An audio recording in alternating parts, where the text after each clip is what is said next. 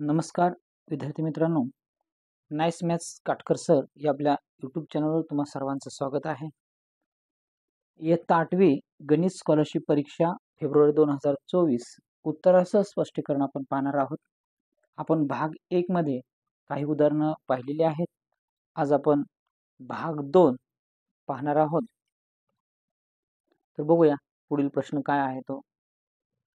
काय बघूया आपण, खालीलपैकी कोणत्या दोन पर्यायातील राशी पूर्ण वर्ग आहेत असे विचारले आणि आपल्याकडे 4 पर्याय दिलेले आहेत.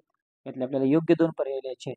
पहिला पर्याय काय बघूया आपण अगोदर, x वर्ग वजा 2 अधिक x चा घातांक वजा 2. हेच मी असं लिहू शकतोय, x वर्ग वजा 2 आहे असं अधिक ह्या x चा घातांक वजा 2 आहे याचाच अर्थ 1/x चा वर्ग. आता या ठिकाणी काय करूया आपण, हे पहिलं पद आणि हे तिसरं पद आहे इथं आपल्याकडे दिलं.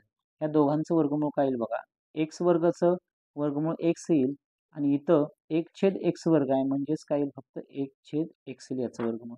आणि इथे वजा चिन्ह आहे म्हणून इथे वजा चिन्ह घेतोय आणि कंसाचा मी काय करतोय, वर्ग करतोय. बघा इथं आपल्याला सूत्र आहे, इथे सूत्र आहे बघा, a वजा b कंसाचा वर्ग बरोबर a वर्ग वजा 2ab अधिक b चा वर्ग अशा पद्धतीने. आता हा जर कंस सोडवला तर काय येते बघूया आपण. मग पहिल्या पदाचा वर्ग म्हणजे x वर्ग वजा 2 गुणिले पहिले पद म्हणजे x गुणिले दुसरे पद म्हणजे 1/x आणि अधिक दुसऱ्या पदाचा वर्ग, दुसरं पद आहे 1/x चा वर्ग. मग आता इथे काय येईल बघा, x वर्ग वजा ह्या x ला x निघून गेलं म्हणजे फक्त काय राहिलं, 2 गुणिले 1 म्हणजेच फक्त 2 आणि अधिक 1 चा वर्ग 1 आणि x चा वर्ग म्हणजे x वर्ग बरोबर x वर्ग वजा 2 अधिक, आता हे आपण काय करूया, हा x वर्ग वरती घेऊ म्हणजेच वजा 2 म्हणजेच हे आलं आणि हे पर्याय क्रमांक 1 मध्ये आहे. म्हणजे हा जो दिलेला आपल्याला हे जे स्पष्टीकरण आहे विस्तारित रूप आहे ते x वजा 1/x कंसाचा वर्ग याचा पूर्ण वर्ग हे आहे. म्हणजे हा एक पर्याय आपल्याला मिळाला. तर दुसऱ्या पर्यायाचा विचार करूया आपण असाच. काय बघा, 4m वर्ग वजा 16n वर्ग वजा 16. आता काय बघा या ठिकाणी याचं एक वर्गमूळ काढू आणि याचं वर्गमूळ काढू. याचं काय येईल बघा, 2m येईल. याचं काय येईल, 4n येईल. इथं वजा चिन्ह आहे म्हणून आपण वजा देऊ इथं. मग काय येईल बघा याचा आणि वर्ग. म्हणजे थोडक्यात काय येणार आहे,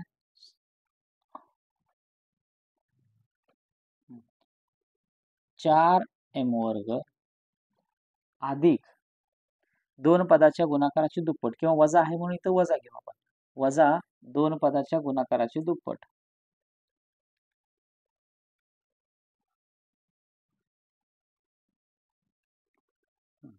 वजा 2 पदाच्या गुणाकाराची दुप्पट म्हणजे 2m गुणिले 4n आणि अधिक दुसऱ्या पदाचा वर्ग म्हणजे 4m चा वर्ग.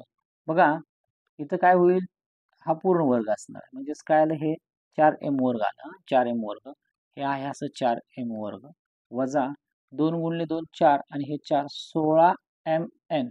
आता चिन्हांचा आपल्याला इथं विचार करायचा नाही, पण आपल्याला इथं काय आलं पाहिजे, या 16ला च्या पुढे m गुणिले n पाहिजे, पण इथं आहे का m गुणिले n, नाही. म्हणजे हा पर्याय आपल्याकडे बसत नाही. तिसरी टर्म आपली येणारच आहे मग 16n वर्ग. मग इथं आपण अधिक घेऊ किंवा वजा घेतलं तरी इथं जी येणारी मधली जी टर्म आहे किंवा मधलं जे पद आहे तिथे m आणि n हे दोन्ही पद त्या ठिकाणी असायला हवेत, पण या ठिकाणी नाहीत म्हणून हा पर्याय चुकीचा आहे. आता तिसरा बघूया आपण, 25p वर्ग आहे इथे म्हणजेच आपण या पद्धतीने डायरेक्ट घेऊ, 5p घेऊ. दुसरा आहे ते पूर्ण वर्ग 36q वर्ग म्हणजे 6q घेऊ आपण या ठिकाणी. बघा काय करायचं, इथं वजा चिन्ह आहे म्हणून आपण काय करूया, इथं वजाच घेऊया आणि ह्या दोघांचा वर्ग करून बघूया काय येईल बघा, 5 5 25 p चा वर्ग पहिल्या पदाचा वर्ग वजा 2 गुणिले पहिले पद गुणिले दुसरे पद अधिक दुसऱ्या पदाचा वर्ग म्हणजे 36q वर्ग येईल दुसरं पद. मग आता इथं मधलं जे पद आहे ते कोणतं आहे बघा, 5 2 10, 10 गुणिले 6 60pq येईल. किती येईल, 60pq. पण इथे किती आले आपल्याकडे, 30 आले. म्हणजे मधलं पद 60 यायला पाहिजे, इथे किती आले 30. म्हणजे हा सुद्धा पर्याय काय आहे, चुकीचा आहे. आता शेवटचा पर्याय कोणता आहे बघूया. हा असायला पाहिजे, कारण पहिला एक बरोबर आला, दोन चुकलेले आहेत, म्हणजे हा चौथा पर्याय असणं आवश्यक आहे. बघा इथे किती 64 AB आहे. तसाच ठेवूया, आपण पुढे जाऊ. इथे 64 A वर्ग आहे, म्हणजे काय करूया बघा, 8A याचा वर्ग. नंतर काय बघा इथे 16B वर्ग, म्हणजेच याचा वर्गमूळ काढतोय आणि मी काय करतोय, कंसाचा वर्ग करतोय. पहिल्या पदाचा वर्ग म्हणजे 8चा वर्ग आणि A चा वर्ग. 8चा वर्ग 64, A चा वर्ग A, अधिक 2 गुणिले पहिले पद गुणिले दुसरे पद अधिक दुसऱ्या पदाचा वर्ग, म्हणजे पूर्ण कंसाचा वर्ग लिहितो मी, नंतर लिहिता येईल आपल्याला. 64A वर्ग पहिला आहे असं, अधिक 8 दोन्ही 16 आणि 16 गुणिले 4 म्हणजे 64AB अधिक 4चा वर्ग 16 आणि B चा वर्ग B, म्हणजे हे विस्तारित रूप आलेलं आहे. इथं जसंच्या तसं आहे. आणि हे कशाचं आहे, आपल्याला कोणत्या पदाचा वर्ग आहे तो, तर 8A अधिक 4B कंसाचा वर्ग, याचा आपल्याला हे विस्तारित रूप दिलेलं आहे. म्हणजे या ठिकाणी पर्याय क्रमांक 1 आणि पर्याय क्रमांक 4 हे आपलं उत्तर बरोबर आहे. यानंतरचा पुढील प्रश्न बघूया आपण.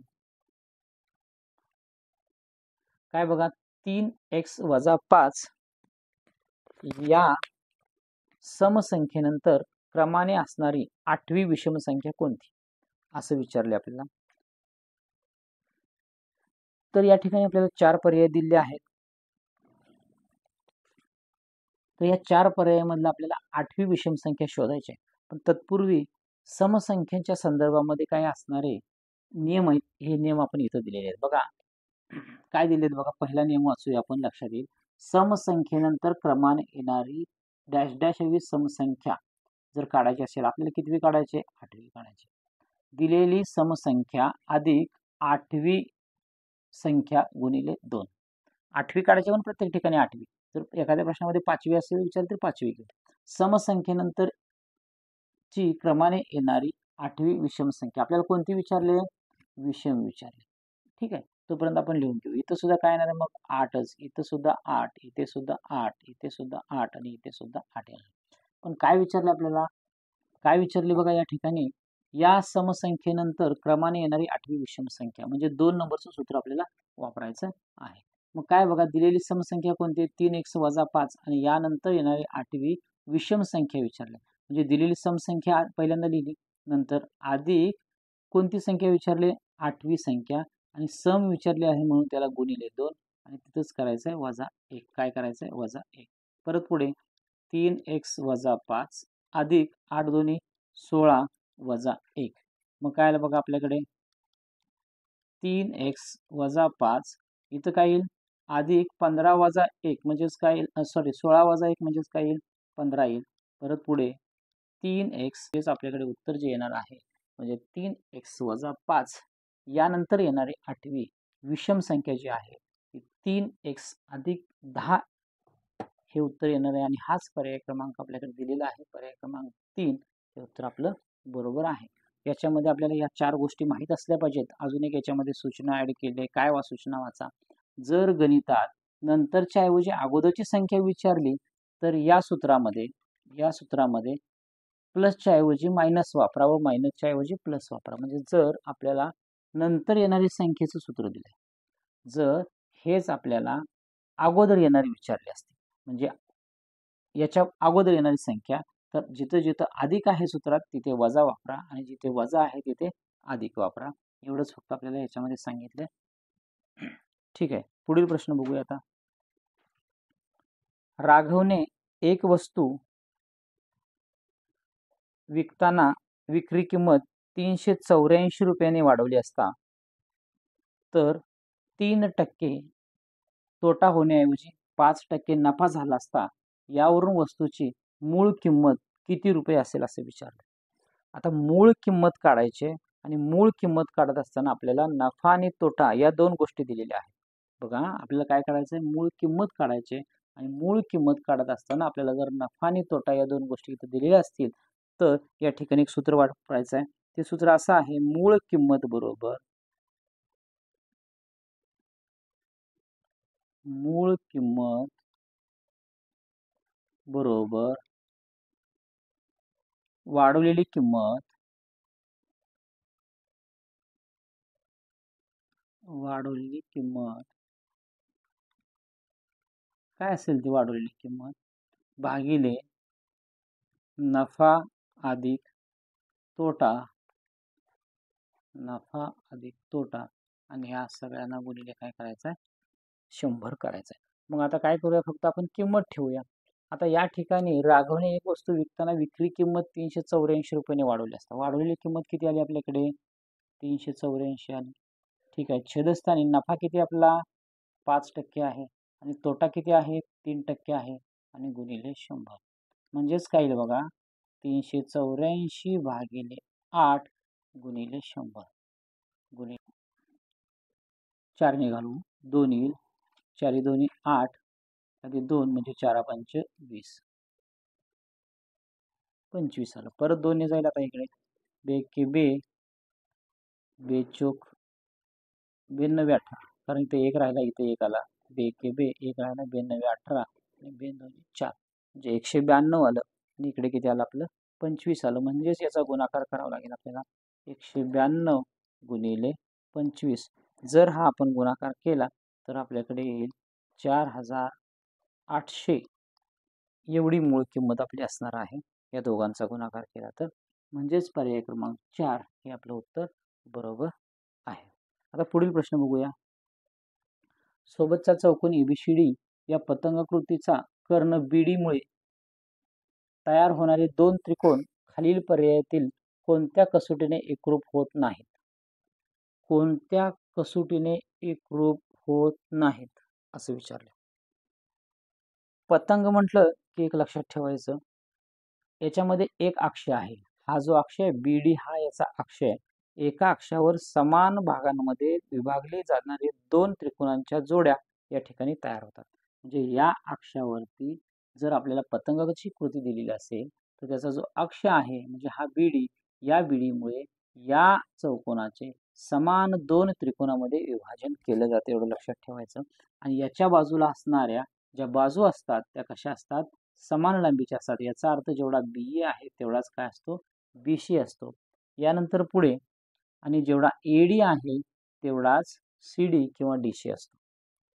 यानंतर अजून एक गोष्ट याच्यात लक्षात ठेवायची की यांचे जे कर्ण आहेत ते कर्ण परस्परांना नेहमी काटकोनातच दुभागतात. म्हणजे इथे 90 अंशाचा कोन होईल इथे 90 अंशाचा होईल इथे सुद्धा 90 अंशाचा आणि इथे सुद्धा 90 अंशाचा होईल. मग आता ज्यावेळी आपण हे दोन त्रिकोण अभ्यासणार आहोत तयार होणारे दोन त्रिकोण कोणते दोन त्रिकोण बघितले ए बी डी एक बघितला त्रिकोण आणि दुसरा त्रिकोण आहे तो कोणता बी सी डी हा एक त्रिकोण आहे. या दोन त्रिकोणामध्ये आपल्याला बघा बाकोबा कसोटी करता येईल बाबा येईल कोबाको येईल. कर्णभुजा कसोटी म्हटलं की त्या ठिकाणी काटकोन लागतो. एक कोण हा कोणता असला पाहिजे काटकोन असला पाहिजे. या दोन्ही त्रिकोणामध्ये फक्त त्याचे कर्ण दुभागतात इथे काटकोनात सांगितलं. पण जर हा नसेलच आता समजा एशी हे जर नसेलच इथं आणि इथं नसेल आणि दोन त्रिकोण असतील तर याच्यामध्ये कुठेही 90 अंशाचा कोन होणार नाही. म्हणजेच याचा अर्थ हे दोन त्रिकोण कर्णभुजा कसोटीनुसार एकरूप होत नाहीत. म्हणजेच पर्याय क्रमांक 4 हे आपलं उत्तर बरोबर आहे. आता पुढील प्रश्न बघूया आपण. रफिक जवळ 28,500 रुपये आहेत. एक रफिक नावाचा व्यक्ती आहे त्याच्याजवळ किती रुपये आहेत तर 28,500 रुपये आहेत. त्याच्याजवळ काही 2,000 आणि काही 500 रुपये अशा दोन प्रकारच्या नोटा असतील तर 500 रुपयाच्या नोटांची संख्या खालील पर्यायांपैकी किती असू शकेल. मित्र हे गणित जर आपण उत्तराकडून जर सोडवत गेलो तर लवकर सुटेल आणि आपल्याला पटकन याचं उत्तर काढता येईल. बघूया काय बघा त्या व्यक्तीकडे काही नोटा ह्या 500 रुपयाच्या आहेत आणि काही नोटा ह्या 2,000च्या. आपण 2,000 हे थोडंसं कॅल्क्युलेशन मोठं होतं म्हणून आपण पहिल्यांदा सुरुवात 500 ने करूया. जर समजा पहिल्या पर्यायाचा विचार केला आणि मी म्हटलं त्याच्याकडे 500च्या 57 नोटा आहेत जर असं मी विचार केला आणि याचं 500च्या 57 नोटा आहेत म्हणजे 500 गुणिले 57 केलं म्हणजे 500च्या नोटा असणाऱ्यांची एकूण किंमत निघते. म्हणजे किती असणार आहे 28,500 ह्या दोघांचा गुणाकार येतो. पण काय सांगितले आपल्याकडे फक्त 500 नोटांचीच किंमत 28,500 झाली. पण इथं आपल्याकडे सांगितले 500च्या पण नोटा आहेत आणि 2,000च्या पण आहेत. म्हणजे 2,000 नोटा याच्यामध्ये आपल्या नसणारच आहेत म्हणून हा पहिला पर्याय येत नाही. पहिला पर्याय नसणार. या ठिकाणी आपण पुढचा पर्याय बघूया. आता बघूया आपण 23चा पर्याय विचारात घेऊ. मग 500 गुणिले 23 जर या दोघांचा गुणाकार केला काय 5 त्रिक 15 हातचा आले 1 5 दोन्ही 10 ने 1 11 आणि ह्या 2 शून्यावरच्या म्हणजेच काही 11,500 रुपये येतील. 11,500 आले पण आपल्याकडे एकूण किती रुपये आहेत? 28,500 रुपये. 28,500 आपल्याकडे 500च्या नोटांचे किती झाले? 11,500 रुपये. म्हणजे राहिले किती रुपये आपल्याकडे अजून? तर आपल्याकडे 17,000 राहिले. किती राहिले? 17,000 रुपये राहिले. बघा जर आपण 500च्या 23 नोटा घेतल्या तर आपल्याकडे 11,500 होतील आणि आपल्याला राहिलेल्या पैशाच्या ज्या नोटा आहेत त्या 2,000च्या घ्याव्या लागतील. मग 2,000च्या नोटाचा जर आपण हिशोब करत गेलो तर प्रत्येक वेळी 2,000च्या नोटाचा जर हिशोब करत गेलो तर इथे येणारी जी संख्या आहे ती काय येणार आहे? 2 असेल, 4 असेल, 6 असेल, 8 असेल, 10 असेल, 12 असेल म्हणजे अशा पटीतच येणार आहे. 2च्या पटीतच येणार आहे. अन्यथा संख्या येणार नाही. मग 17 ही 2च्या पटीत येत नाही, सम मध्ये येत नाही, म्हणून हा सुद्धा पर्याय येऊ शकत नाही. पुढे तिसरा पर्याय आपण बघूया. आता आहे 11 घेऊ. 11 नोटा घेऊ. आता 500 रुपयाच्या किती नोटा घेऊया आपण? 11 नोटा घेतल्या तर किती होतील? 11 5 55 होईल आणि या 2 शून्य म्हणजे 5,500 होतील. पण एकूण आपल्याकडे रुपये किती आहेत? तर रफिक जवळ 28,500. जर त्यातले 5,500 त्याने वजा केले तर त्याच्याकडे राहणारी किंमत आहे ती 26,500. आता आपण ज्या पद्धतीने बघितलं की इथं येणारी जी संख्या आहे म्हणजे 2,000च्या नोटांची ती इथं येणारी संख्या कशी पाहिजे? 2च्या पटीत. म्हणजे हे 26 आलं पण याच्या पुढे इथं सुद्धा 5 नको आहे आपल्याला. इथं सुद्धा येणारी ती कशी पाहिजे संख्या? आपल्याला 2च्याच पटीत असली पाहिजे. तर बघा मग 2,000ची नोटा जर आपल्याकडे 2 असतील तर याचे येतील 4,000 येतील. जर समजा 2,000च्या नोटा आपल्याकडे 6 असतील तर इथे येतील 12,000 येतील. अशा पद्धतीनं इथं 500 सुद्धा येतात म्हणून हे सुद्धा आपल्या गणितात बसत नाही किंवा हा सुद्धा पर्याय योग्य नाही. पुढे आता राहिलेला शेवटचा पर्याय बघूया आपण. कोणता? 25चा. मग काय करूया आपण? 500 रुपयाच्या आपल्याकडे 25 नोटा आहेत असं आपण समजू. 25 5 1,200 झालं आणि वरच्या 2 शून्य म्हणजे 12,500 झाले. पण त्या रफिक जवळ जे पैसे आहेत ते किती आहेत? 28,500 वजा 12,500 केले तर किती रुपये शिल्लक राहणार आहे? त्याच्याकडे 16,000 रुपये राहणार आहे. किती हजार राहणार आहेत? 16,000. म्हणजे हे येणारी संख्या आपल्या ह्या 2,000च्या पटीत बसू शकते. म्हणजे याच्याकडे 16 हा पर्याय असू शकतो. बघूया आपण. मग जर आपण 500च्या 25 नोटा घेतल्या तर आपल्याला 2,000च्या नोटा किती घ्यावे लागतील? म्हणजे 16,000 होतील. थोडक्यात काय करायचं आपण? 16,000 भागिले 2,000 करा. 1 2 3 1 2 3 आणि भाग घालवला तर इथे येईल 8 येईल. किती येईल? 8 येईल. म्हणजे आपल्याकडे 500 रुपयाच्या 25 नोटा घेतल्या तर 2,000च्या आपल्याला 8 नोटा घ्याव्या लागतील. म्हणजेच या ठिकाणी जर 500च्या आपल्याकडे 25 नोटा आपल्याला 500चं विचारले फक्त 2,000च काय विचारलेलं नाही. पण जर आपण 500च्या 25 नोटा घेतल्या तर 2,000च्या 8 नोटा येतात आणि यांचा गुणाकार केला आणि त्यांची बेरीज केली तर येणारं उत्तर हे आपलं 28,500 रुपये इतकं येतं.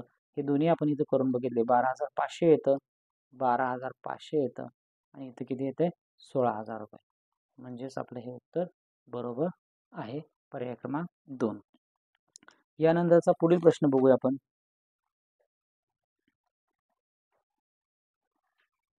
बघा वर्गमूळाचं चिन्ह दिलंय त्याच्यामध्ये 1 वजा k भागिले 25 बरोबर 4/5 असेल तर k बरोबर किती किंवा k ची किंमत काढायला सांगितली. सुरुवातीला काय करूया बघा आपण. वर्गमूळात चिन्ह जे आहे ते आहे असं लिहू. 1 वजा k भागिले 25 बरोबर 4/5. आता ह्या पहिल्या ठिकाणी 1 आहे या छेदस्थानी काही नाही म्हणजे नेहमी 1 असतं एवढं लक्षात ठेवायचं. आता इथं काय करूया? दोन्ही बाजूचा वर्ग करूया. म्हणजेच काय बघा 1/1 वजा k/25 वर्गमुळाचं चिन्ह आहे. जर वर्गमुळात a असेल आणि त्याचा जर वर्ग केला तर उत्तर नेहमी a येतं.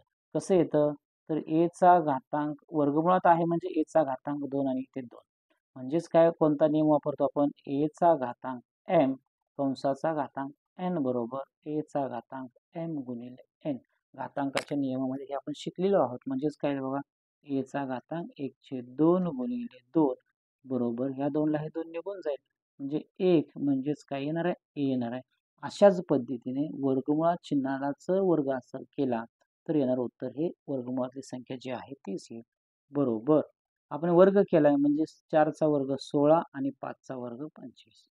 पुढे आता छेदस्थानी छेदाचा गुणाकार छेदस्थानी घेऊ आणि तिरकस गुणाकार अंशस्थानी म्हणजे काय येईल बघा, हे 25 वजा के बरोबर 16/25. आता दोन्हीकडे 25 25 छेदस्थानी आहे म्हणून हे निघून जाईल. काय होईल बघा मग, 25 वजा के बरोबर 16. आता हे के इकडे आणू, सॉरी, हे 16 आहे ते इकडे आणू आणि हे के तिकडे पाठवू. मग हे अधिक इकडे आलो काय होईल, वजा. 25 वजा 16. हे के इथं वजा आहे, हे बरोबर चिन्हाच्या डावीकडून उजवीकडे नेतो म्हणजे त्याचं पक्षांतर करतो त्यावेळी त्याचं चिन्ह बदलतात. वजाचं अधिक होतं, अधिकचं वजा होतं, गुणाकाराचं भागाकार आणि भागाकाराचं गुणाकार. अशा पद्धतीने के इकडं अधिक झाला. 25 वजा 16 म्हणजे 9 आला. म्हणजेच 9 बरोबर के. याचाच अर्थ आपल्याकडे के ची किंमत ही 9 आलेली आहे आणि आपल्या दिलेल्या पर्यायामध्ये पर्याय क्रमांक 4 हे उत्तर आपलं बरोबर आहे. यानंतर पुढील प्रश्न बघूया. 4 मीटर उंची असलेल्या एका चौरसाकृती हॉलचे क्षेत्रफळ 49 चौरस मीटर आहे. या हॉलच्या सर्व भिंतींना रंग देण्यासाठी प्रति चौरस मीटर 300 रुपये याप्रमाणे किती रुपये खर्च येईल असं विचारले. आता हा जो प्रश्न विचारलेला आहे याच्यामध्ये हॉल हा चौरसाकृती दिलाय. हा हॉल कसा आहे, चौरसाकृती दिलाय. म्हणजे बघा, हा इथे हॉल दिसतो आपल्याला, हा हॉल आहे. आता इथे जर हे विंडो वगैरे दिसते हे पूर्ण आहे असं आपण समजू. हा जो भाग आहे तो असं आपण काय करूया, पूर्ण आहे असं समजू. हे भाग हा बंद उघडा नाही असं समजू. हा सुद्धा बंदच आहे किंवा भिंतच आहे असं समजू. हे सुद्धा असा पूर्ण भिंतच आहे असं समजू आपण. आपल्याला समजण्यासाठी इथं हे एक्झाम्पल आकृती घेतलेली आहे. बघा, हा जो हॉल आहे म्हणजे हा खालची बाजू, ही पूर्ण आतला जो हॉल आहे हा कसा आहे, चौरसाकृती. आणि ह्या हॉलचं क्षेत्रफळ दिले किती, 49. मग हा हॉल जो आहे तो कसा आहे, चौरसाकृती आहे. म्हणजे सगळ्या बाजू याच्या कशा आहेत, सारखे आहेत. हा फक्त आतला भाग मी खालचा घेतो, जो कार्पेट एरिया ना तो घेतला. तर याचं क्षेत्रफळ आहे ते 49. म्हणजे काय बघा, चौरसाचे क्षेत्रफळ, कोणाचे, चौरसाचे जर क्षेत्रफळ काढले तर त्याचं सूत्र आहे बाजूचा वर्ग. त्याचं सूत्र आहे बाजूचा वर्ग. किती आपल्याकडे 49 दिला, इथं आहे बाजूचा वर्ग. जर आपल्याला बाजू काढायची असेल तर दोन्ही बाजूचं वर्गमूळ काढू आपण. म्हणजेच काय बघा, 49चं वर्गमूळ 7 येईल. इथं चौरस मीटर दिले म्हणजेच काय असणार आहे, 7 मीटर असणार आहे. बाजू किती असणार आहे त्याची, 7 मीटर असणार आहे. म्हणजे हा जो चौरस आहे याची प्रत्येक बाजू असणार आहे 7 मीटर. प्रत्येक बाजू किती असणार आहे, 7 मीटर असणार आहे. म्हणजे इथून इथपर्यंत 7 मीटर, इथून इथपर्यंत 7, इथून इथपर्यंत 7. जो कार्पेट दिसतो ना आपल्याला तो कार्पेट एरिया प्रत्येकाचा अशी बाजू असणार आहे ती 7 असणार. पुढे काय सांगितलंय, उंची ही प्रत्येक भिंत आहे, ही जी भिंत आहे आपण एक भिंतीचा जर विचार केला तर ही जी भिंत आहे अशी भिंत असेल. एका भिंतीचा विचार केला तर ही भिंत आहे ती, ही बाजू आहे 7 ह्या भिंतीची उभी आणि ही वरची बाजू आहे, ही खालची बाजू आहे कार्पेट जवळची, इथून इथेपर्यंतची बाजू आहे ही आहे 7 आणि ही वरून इथून इथेपर्यंतची असणारी बाजू सुद्धा किती आहे, 7 मीटर आहे. किती आहे, 7 मीटर. आणि इथून इथपर्यंतची असणारी जी बाजू आहे ही किती आहे, 4 मीटर आहे. म्हणजे उंची आहे याची, काय आहे, उंची. मग जर एका भिंतीचा विचार केला तर याच्यामध्ये असणारी भिंत 1, ही 2, ही 3 आणि हे 4. किती भिंती आहेत आपल्याकडे, 4 भिंती आहेत. ह्या भिंतीचा जर आपण आकार बघितला तर कसा आहे, हा आयताकृती. कसा आहे, हा आयताकृती. मग आपल्याला एका भिंतीचं क्षेत्रफळ काढायचं आहे म्हणजे आयताचं क्षेत्रफळ काढायचं आहे. मग एका भिंतीचे क्षेत्रफळ म्हणजेच काय, आयताचे क्षेत्रफळ. आयताच्या क्षेत्रफळाचं सूत्र काय, लांबी गुणिले रुंदी. मग याची लांबी आणि रुंदी आपल्याला काढलेली आहे किंवा आपण मोजलेली आहे. काय येईल बघा, मग लांबी किती आहे, 7 आहे आणि रुंदी किती आहे, 4 आहे. म्हणजेच काय हे 28 आणि एकक त्याचा आहे मीटर, म्हणून काय येईल, मीटर वर्ग येईल. त्याचं एकक काय येईल, मीटर वर्ग. कारण मीटर गुणले मीटर, मीटर गुणले मीटर म्हणजे मीटरचा वर्ग. आयताचं क्षेत्रफळ म्हणजे ही एक भिंत आली किती आली? एक भिंत आली 28 मीटर, एवढं त्याचं 28 मीटर वर्ग हे त्याचं क्षेत्रफळ आहे, किंवा चौरस मीटर म्हटलं तरी सुद्धा चालेल. पण अशा किती भिंती आहेत आपल्याकडे? 4 भिंती. अशा किती भिंती आहेत आपल्याकडे? 4 भिंती आहेत एकूण. आणि काय सांगितले पुढे? प्रति चौरस मीटर आपल्याकडे 28 चौरस मीटर आलं. एका चौरस मीटरचा दर किती आहे? 300 रुपये. म्हणून काय करायचं? सरळ याला 300 ने गुणायचं. म्हणजेच काय येईल बघा, आपल्याला एकूण येणारा खर्च येईल. मग काय गुणाकार करूया? 28 गुणिले 4 गुणिले 300, 4 त्रिकोण 12 आणि ह्या वरच्या 2 शून्य किती आलं? 1200 आलं. आणि 28 गुणिले 12 जर केलं आपल्याकडे काय येईल बघा, मग 12 8 96, हातचे आले 9, 12 2 24, 24 आणि 9 म्हणजे 33 येईल. किती येईल? 33 आणि ह्या वरच्या 2 शून्य म्हणजेच किती आलं? 33,600 एवढा एकूण खर्च येईल. आणि आपल्या दिलेल्या पर्यायांमध्ये पर्याय क्रमांक 3 हे आपलं उत्तर बरोबर आहे. यानंतर आपण पुढचा प्रश्न पाहूया. बघा प्रश्न काय बघा, तोट्याच्या चौपट विक्री किंमत असलेल्या व्यवहारातून विक्रेत्याला झालेला शेकडा तोटा किती? असा प्रश्न विचारल्याने 4 पर्याय दिले. आपल्याला काय बघा, तोट्याच्या चौपट विक्री किंमत आहे. आपल्याला तोटा किती आहे माहित नाही, पण तोट्याच्या चौपट विक्री किंमत आहे हे मात्र माहित आहे. मग आता काय करूया आपण या ठिकाणी समजूया. तोटा जो आहे तो तोटा x मानू. तोटा जो आहे तो काय म्हणूया? x मानूया. जर तोटा x मानला तर विक्री किंमत काय होईल आपली बघा. मग उदाहरणामध्ये सांगितले तोट्याच्या चौपट आहे विक्री किंमत, मग विक्री किंमत काय आली? 4x आली. मग आता आपल्याकडे तोटा आहे, विक्री किंमत आहे, तर आपल्याला खरेदी किंमत काढता येईल. मग जर आपल्याला एखाद्या व्यवहारामध्ये तोटा झालेला असेल तर तो केव्हा तोटा होतो? जर खरेदी किंमत ही विक्री किमतीपेक्षा जास्त असेल तर आपल्याला त्या व्यवहारामध्ये तोटा होतो. म्हणजेच आपलं सूत्र आहे तोटा बरोबर खरेदी किंमत वजा विक्री किंमत. मग आता तोटा किती आहे आपला? x आहे. खरेदी किंमत आपल्याला काढायची आहे म्हणून खरेदी किंमत आहे अशी ठेवूया, आणि विक्री किंमत आहे ती आपली 4x आहे. इथंच घेतले ना 4x. मग हे वजा इकडे आल्यानंतर अधिक होईल, पक्षांतर होतंय त्याचं. मग x अधिक 4x बरोबर खरेदी किंमत, बरोबर खरेदी किंमत. मग आता x अधिक 4x बरोबर काय आलं? 5x बरोबर खरेदी किंमत. मग आता या उदाहरणामध्ये आपल्याला खरेदी किंमत मिळाली, विक्री किंमत माहिती आहे आणि तोटा सुद्धा माहिती आहे. तर आपल्याला शेकडा तोटा काढायचा आहे. मग शेकडा तोट्याचं सूत्र काय आहे बघा, शेकडा तोटा बरोबर तोट्याच्या संदर्भात काढतोय म्हणून इथं तोटा गुणिले 100 आणि छेदस्थानी मात्र नेहमी काय लिहायचं? खरेदी किंमत. छेदस्थानी काय लिहायचं? खरेदी किंमत. आता आपण किमती ठेवूया. तोटा म्हणजे काय आपला x आहे गुणिले 100 आणि खरेदीची किंमत आहे ती आपली ती किती आहे? खरेदी किंमत आहे ती 5x आहे. म्हणजेच काय होईल बघा, हे x ला x निघून जाईल. आता 5 1 5 आणि याला जर 100 ने भागलं तर 20 5 100 म्हणजेच काय आलं? 20. म्हणजेच या ठिकाणी शेकडा तोटा जो आहे तो तोटा आपल्याकडे 20 एवढा येईल किंवा 20 एवढा असेल. आणि हेच उत्तरामध्ये पर्याय क्रमांक 1 दिलेला आहे. म्हणजेच या ठिकाणी आपलं उत्तर पर्याय क्रमांक 1 हे बरोबर आहे.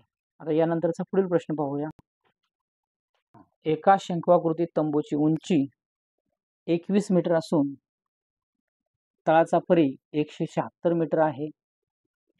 त्या रिकाम्या तंबूत किती घनमीटर हवा मावेल? आता हा जो शंकू आहे या शंकूचे आपल्याला काय विचारले? याच्यामध्ये किती घनमीटर हवा मावेल असं विचारले. म्हणजे थोडक्यात या शंकूचं आपल्याला काय काढायचं आहे? घनफळ काढायचं आहे. मग जर शंकूचं घनफळ काढायचं असेल तर शंकूच्या घनफळाचं सूत्र आपल्याला माहित असणं गरजेचं आहे. शंकूचे घनफळ बरोबर 1/3 पाय r वर्ग h.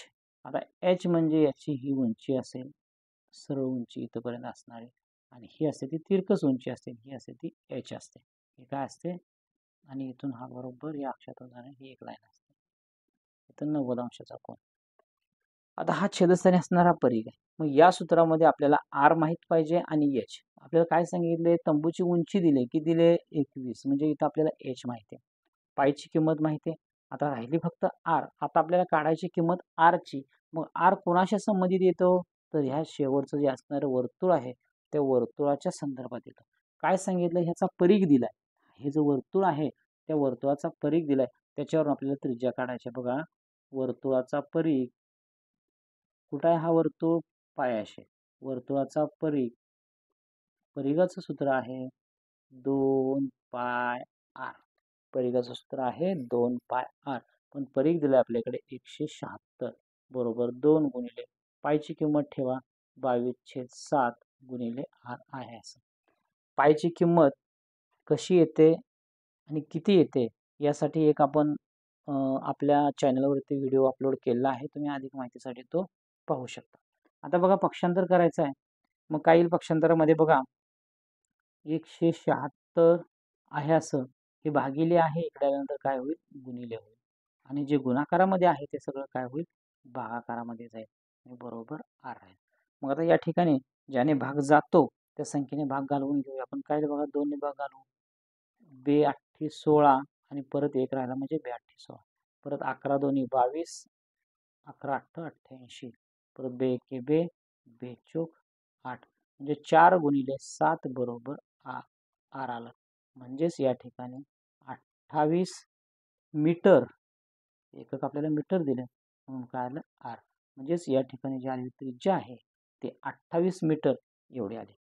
मग आता ही जी त्रिज्या आहे हीच आपल्याला या सूत्रामध्ये वापरायची आणि आपल्याला घनफळ काढायचं. याच्यामध्ये किती हवा मावेल असं विचारलंय. म्हणजेच या शंकूचं आपल्याला घनफळ काढायचं आहे. मग काय बघा, आपल्याला 1/3 आहे असं. पायची किंमत 22/7. आता आर ची किंमत 28 आहे. तिथं वर्ग आहे त्याचा, म्हणजे आपण काय करू? ते 2 वेळा लिहूया त्याचा वर्ग आणि गुणिले उंची जी आहे ती 21. तर जिथे भाग जातो तिथे भाग घालू. 7 1 7, 7 चोक 28 आणि 3 1 3, 3 7 21. तर राहिलं काय बघा? 22 गुणिले 28 गुणिले 4 गुणिले 7. आता 22 गुणिले 28 गुणिले 28 आलं आणि जर याचा आपण गुणाकार केला तर येईल 17,248 येईल. 17,248 म्हणजे या शंकूचं जे घनफळ असणार आहे ते किती असणार आहे? 17,248 एवढं असणार आहे. आणि हेच आपल्याकडे पर्यायामध्ये दिलेलं पर्याय क्रमांक 1 हे आपलं उत्तर बरोबर आहे.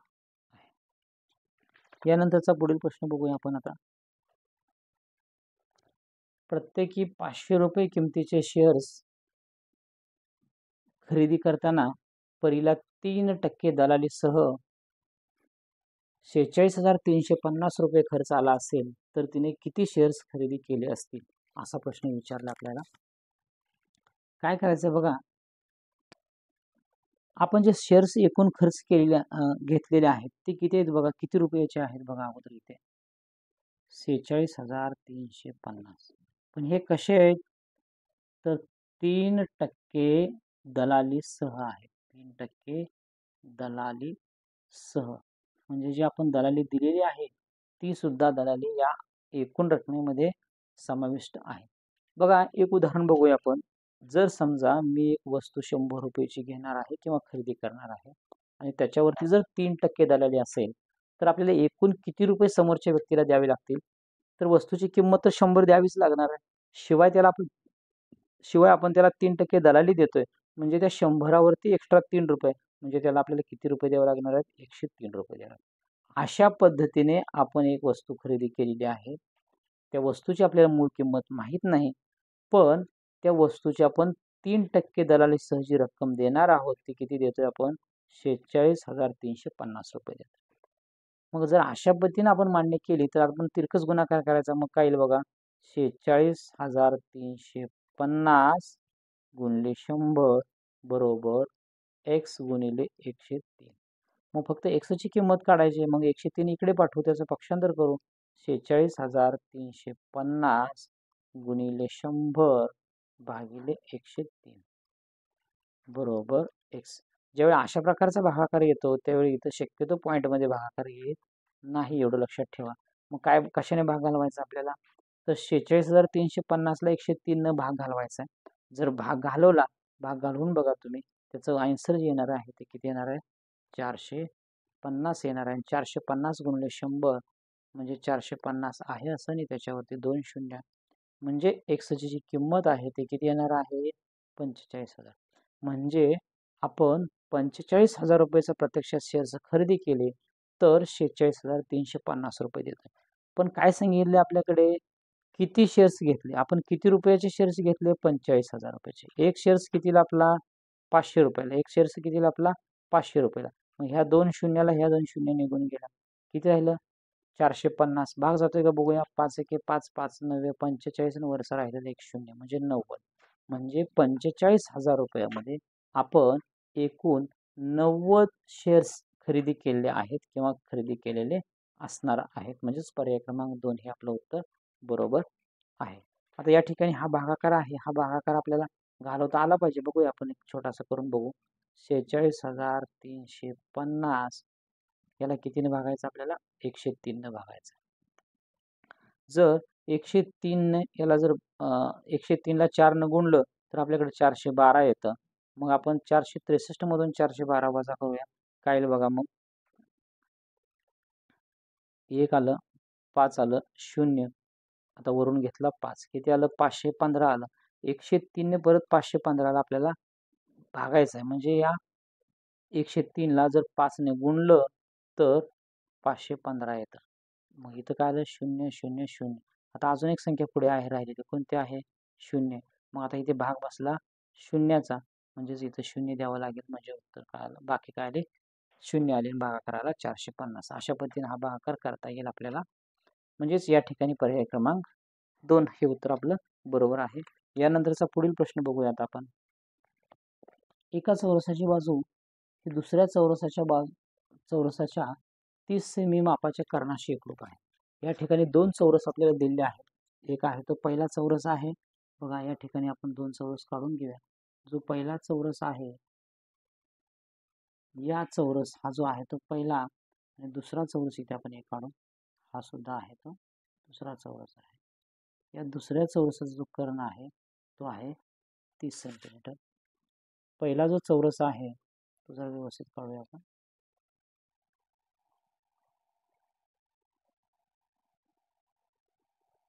चौरस म्हटलं की सगळ्या बाजू त्याच्या सारख्या आल्या.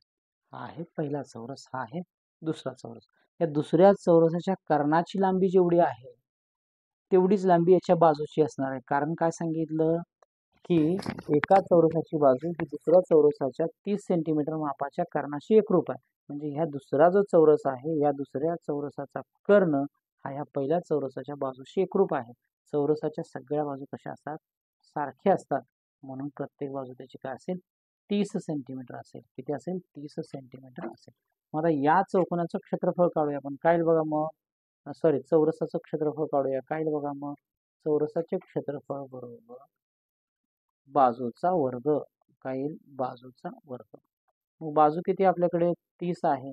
मग 30 चा वर्ग केला म्हणजेच काय, 900 सेंटीमीटर वर्ग येईल. हे काय आलं, चौरसाचे क्षेत्रफळ.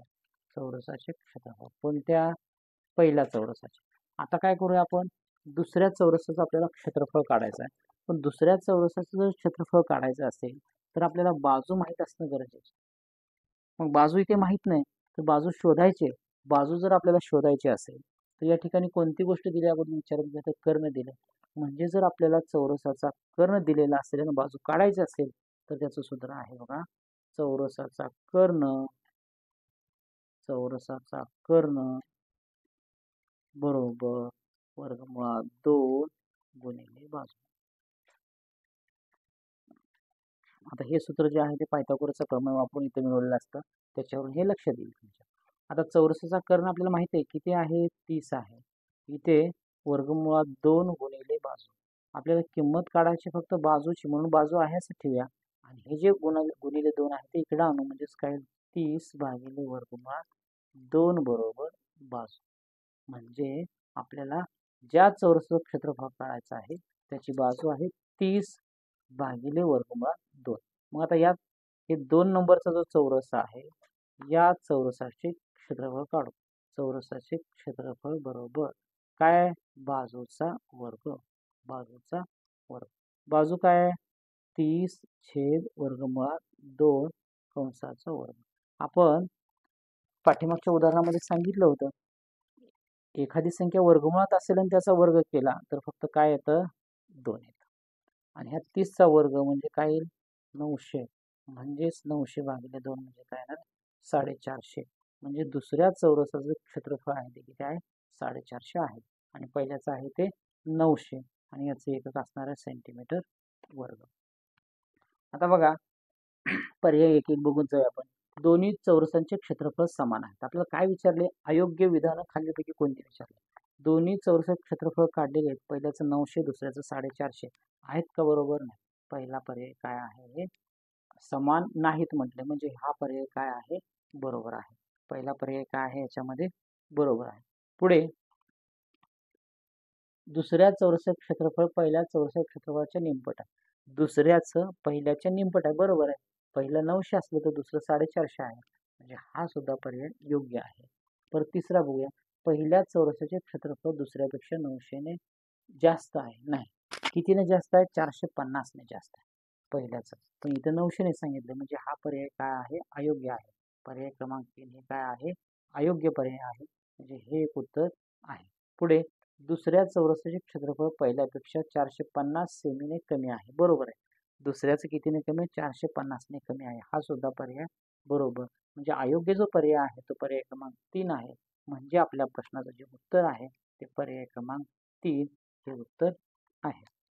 यानंतरचा पुढील प्रश्न बघूया. सोबतच्या केंद्रबिंदू सी असलेल्या वर्तुळात इथं आपल्याकडे एक आकृती दिली की ज्याचा केंद्र या वर्तुळाचा सी आहे आणि याच्यामध्ये बघा माप कोन PRS बघा कुठे P बघा P हा R आणि हा S किती दिलाय? हा 55 दिलाय. 55 अंश आहे. असेल तर माप कंस PSQ म्हणजे PS आणि Q याचा आपल्याला माप काढायचं. तर बघा कोन PRS याने जो बघा हा P आहे हा S आहे आणि याच्या मध्ये असणारा जो कंस आहे तो हा आहे.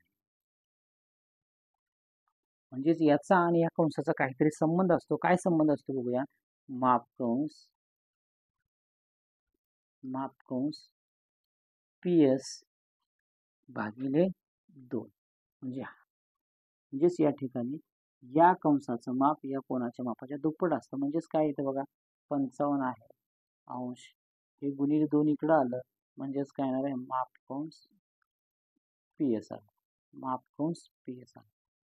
मग काय आलं? 55 म्हणजेच काय आलं? 110 बरोबर माप कंस PS आलं. माप कंस PS आलं. म्हणजे याचं जे माप आहे ते किती आहे? 110 अंश आहे. 110 अंश. आता राहिलं पुढे काय बघा. जर हे 110 अंश असेल हा बरोबर वर्तुळाचं 2 भागात विभाजन करतोय. कोण? हा QS.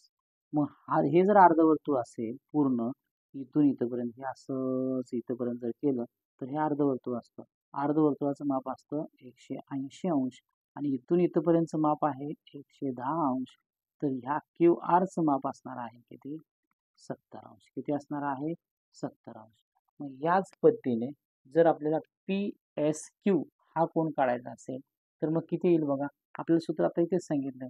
कोन PSQ बरोबर माप कंस कोणता? आता इथे आपण PS घेतला होता कारण या कोणाच्या समोर आला हा कंस होता. या कोणाच्या समोर आला कंस इथं असेल बघा. हा कंस आहे. हा आहे का? हा कंस आहे. इथून इथपर्यंत म्हणजे काय? माप कंस QP छेदस्थानी 2. आता ह्या कंसाचं माप माहिती आहे आपल्याला किती आहे? 70 भागिले 2 म्हणजेच काय आलं रे? 35 अंश. म्हणजेच PSQ या कोणाचं माप इथं माप कोण लिहायचं प्रतिक्रिया म्हणजे माप म्हणजे या कोणाचं माप आहे. म्हणजे किती आहे? 35 आणि आपल्या दिलेल्या पर्यायामध्ये पर्याय क्रमांक 4 हे उत्तर आपलं बरोबर आहे. यानंतरचा पुढचा प्रश्न बघूया आपण. घड्याळातील तासकाटा व मिनिट काटा यांच्यात विशाल कोन होतो अशा वेळी दर्शवणारे 2 पर्याय खालीलपैकी कोणते? आता विशाल कोन होतोय म्हणजे 90 अंशापेक्षा जास्त होणारा कोन असेल त्याला म्हणायचं आपण विशाल कोन म्हणायचं. बघूया.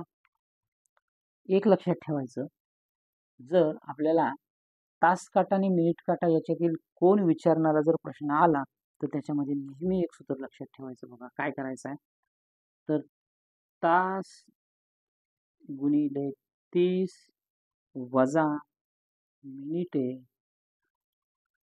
गुणिले 5.5 करा किंवा 11/2. मग आता याच्यामध्ये पहिलं उदाहरण, किती तास आहेत? 1 तास आहे. 1 गुणिले 30 आहे असं, वजा मिनिटे किती आहेत? 20 आहेत.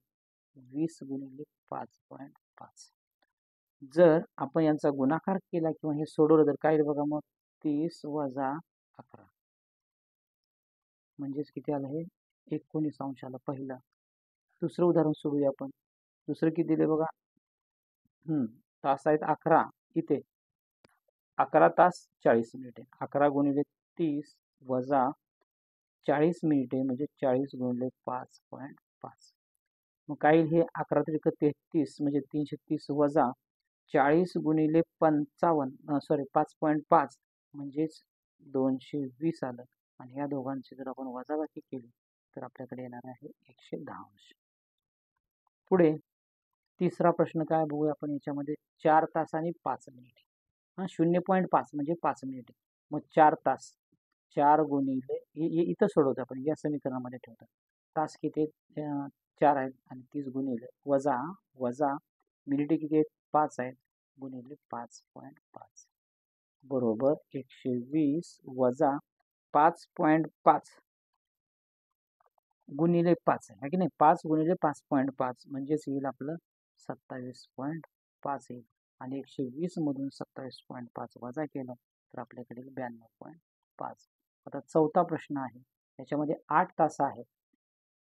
म्हणजे 8 गुणिले 30 वजा मिनिटे किती आहेत? 55 गुणिले 5.5.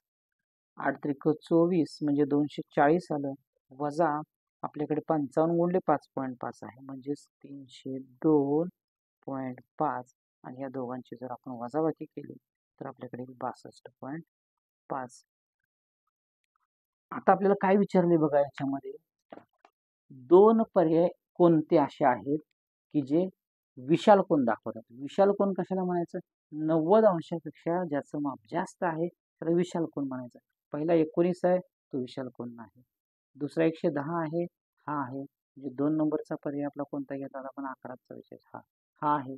3 नंबर कोणता आहे बघा? 4 30 92 आहे म्हणजे हा सुद्धा आहे. मग 4 आणि 5 4 तास आणि 5 मिनिटाचा. आणि चौथा कोणता होता? हा 62 आहे, हा नाही म्हणजे हा नाही. म्हणजे या ठिकाणी आपल्याकडे 2 पर्याय निघाले की जे विशाल कोन दाखवतात. पर्याय क्रमांक 2 आणि पर्याय क्रमांक 3 हे दोन्ही उत्तर आपली बरोबर आहेत. आता यानंतरचा भाग आपण पुढील भागामध्ये अभ्यासणार आहोत. धन्यवाद.